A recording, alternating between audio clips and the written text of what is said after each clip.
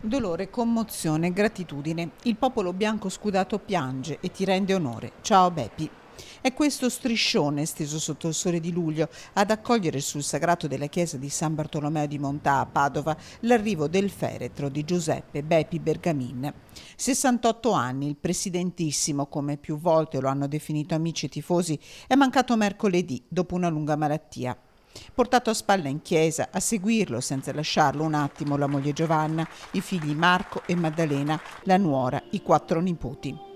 Uomo, nonno, marito, imprenditore e grande tifoso.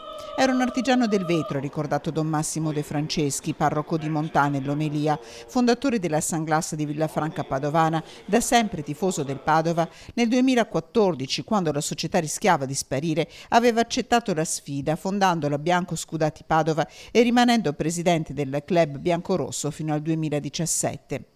A salutarlo in una chiesa, in un sagrato gremiti 400 persone, tanti amici, i suoi dipendenti, gli ultras e i tifosi, ma c'era anche l'ex giocatore Nicola Petrilli, c'era il sindaco di Padova Giordani, l'assessore allo sport Bonavina.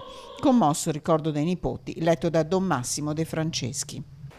Io saprò sempre dove trovarti, nel mio cuore, perché tu ci sei entrato e non ci uscirai. Io alzerò lo sguardo e tu lo abbasserai perché tu sei il mio nonno e nessuno ci dividerà mai. Commosso anche l'addio di un ex collaboratore, Alberto Noventa. Ci ha reso felici la gioia di poter urlare ancora Forza Padova. Grazie Beppi, uomo dal cuore grande, uomo dal cuore biancoscurato. Grazie. Il corpo di Giuseppe Bergamin riposa nel cimitero di Montà.